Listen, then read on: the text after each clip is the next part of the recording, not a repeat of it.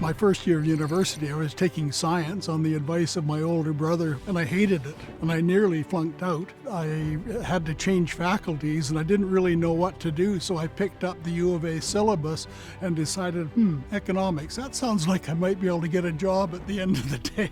And that's how I got into economics and pursued it right through to the PhD. David's story, I think, is most inspirational in the way he's transitioned from private sector to public sector. He was an admired and well-respected chief executive officer in his own right and decided to take that into government in a leadership role to make a difference for the public good.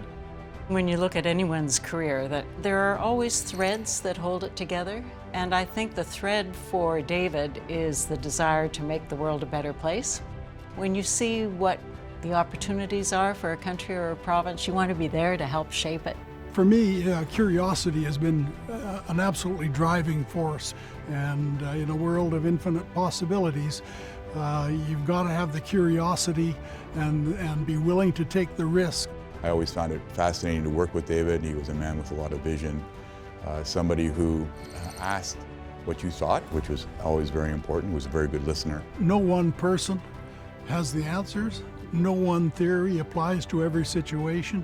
Context is everything, and really putting solutions together requires you to get different people, different perspectives, coming from different backgrounds into a focus on a particular issue and problem. One thing about David is when he had a strong conviction or belief in terms of what we should be doing from a strategic standpoint, that he was relentless in making sure that he followed through on that. Leadership really does demand strength, and he's got guts. Well, I grew up in the era of Gordie Howe in his prime in hockey. And so we used to talk about grit, your ability to play hard, to take the knocks, to get up and get at it again and get back in the game. And I think that was really critically important for me. He has really, I think, exemplified somebody who wants the best for the country and uses his skills and abilities to do that. And he's always been in roles where his leadership qualities have been exceptional.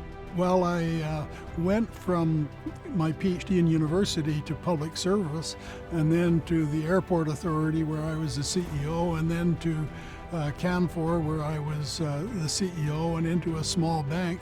I found that the ability to think abstractly and about complex systems and drill down into specific situations was probably the most critical element in my success.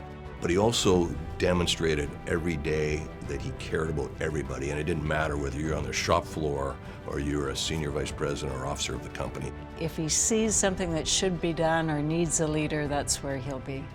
He steps up. More Canadians should follow in his footsteps.